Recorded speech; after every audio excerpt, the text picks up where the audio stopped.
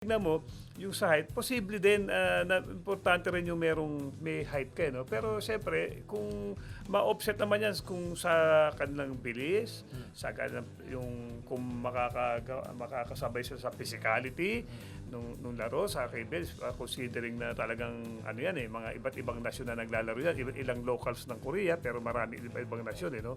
Kung makakasabay sila ro. At siyempre, pag import ka, naku, yung expectation sa'yo, pare.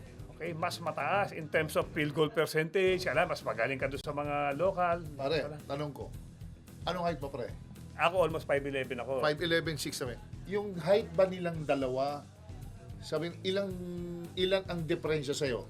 Pare, 2 inches, ilang inches? Siguro, siguro si Alarco, baka si Tasco, si Jacob, baka labang ako ng mga 1 inch Sa siguro. point guard position ba, pare, napakalaking diferensya ba ang height? Oo, malaking tulong yung height eh. Kasi siyempre, pag may height ka, di ba? Siyempre,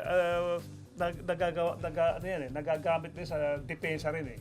Kasi minsan pag maliit ka, na magagaling ang coaches eh. Unang-una, tumitingnan nila saan sila pwede matake. Pwede ka agad i-mismatch eh.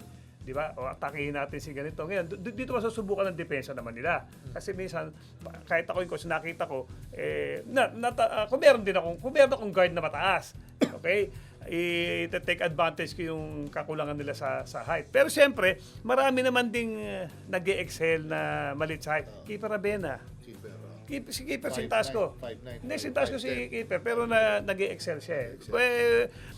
Hindi naman lahat nasa height lang kasi marami ka parang pwedeng i-offer. So, pwede, di ba? pwede. Pwede rin naman na mag-succeed sila diyan. Kaya lang siyempre, itataas nila laro nila as katulad nung kung paano naglalaro ngayon si Keeper.